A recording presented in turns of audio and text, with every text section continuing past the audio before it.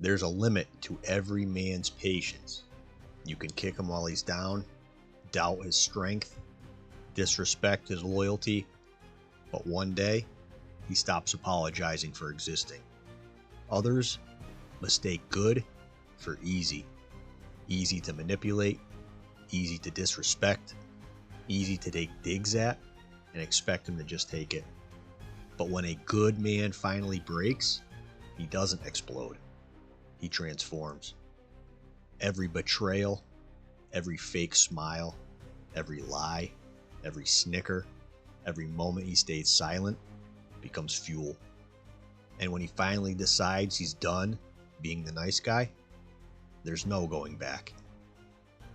This isn't anger anymore. This is clarity.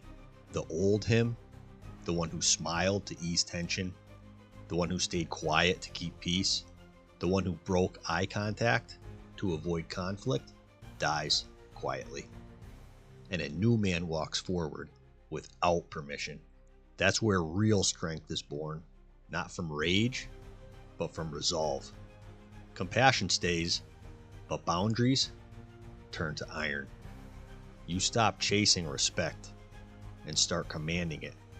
The way you walk, the way your silence speaks louder than words, the way your eyes cut through lies, the way you stay prepared, calm, and always unshakable. That's what built in silence really means. No loud revenge, no drama, just evolution. They pushed you too far, and now they have to live with what they created. So if you're a good man who's been disrespected, remember this. When you finally decide you're done, you don't owe anyone an explanation. You just become purely unstoppable.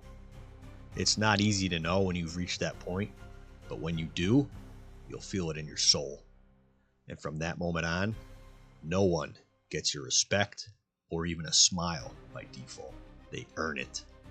Old acquaintances who once joked at your expense or dismissed your worth will feel the difference when this version of you walks in.